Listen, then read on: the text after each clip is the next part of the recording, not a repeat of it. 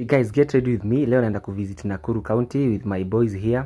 Yeah, so that's us. That is the Kababy girl tunaenda nako. Sasa hako ndio kadem pekee. After that stopover tukaingia nao Nakuru County. The second stopover itakuwa Naivasha. Kidogo kidogo utadhani ati hii ni ngamia. Wapi? Hii si ngamia, huu ni abdi ambeba watu. I mean my boys tukaamua tuingie tubebwa na boat kidogo, but naona maji ya Lake Naivasha imekuja mpaka huku kwa hizi maduka. Okay, that's me. Hey, sema kupandi. Unajua mimi nimezoea maji ya karai. Woi, tulikuwa tumeshtuka hapa hivi. My boys ndo wao sasa. I know some of them mnawajua. Tag them if you know them by the way. Yeah, that's us.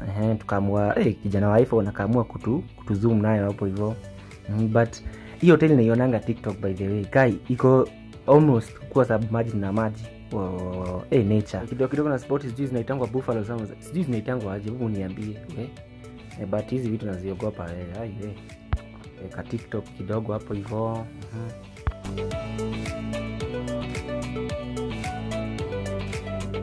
After here the next stopover ilikuwa wapi? Kinangop. I decided to promote my name for your information. Huku ndo nimetoka. Just look at the therapy place. Check hiyo weather, check milima huko juu.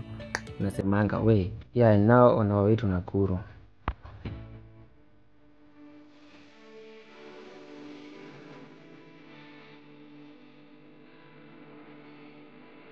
Yeah, then here tukaingia sasa Nakuru City after some hours of driving. One of my boys alikuwa na advertisement huku, so tukamwa tumlete tutulie kidogo. Then the next place, mpoa wetu akapatana na mpoa wake. I didn't feel everything kwa hii journey, but tukamwa kulala, then we start the next day tukiwa fresh.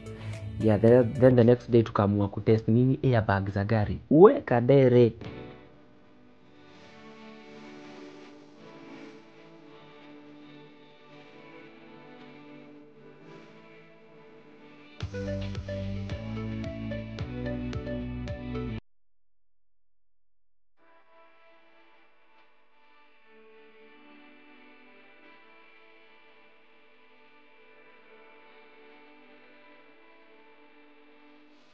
Na hivyo ndo tukakaa siku 3 Nakuru County. Yeah, for more of this, make sure you follow.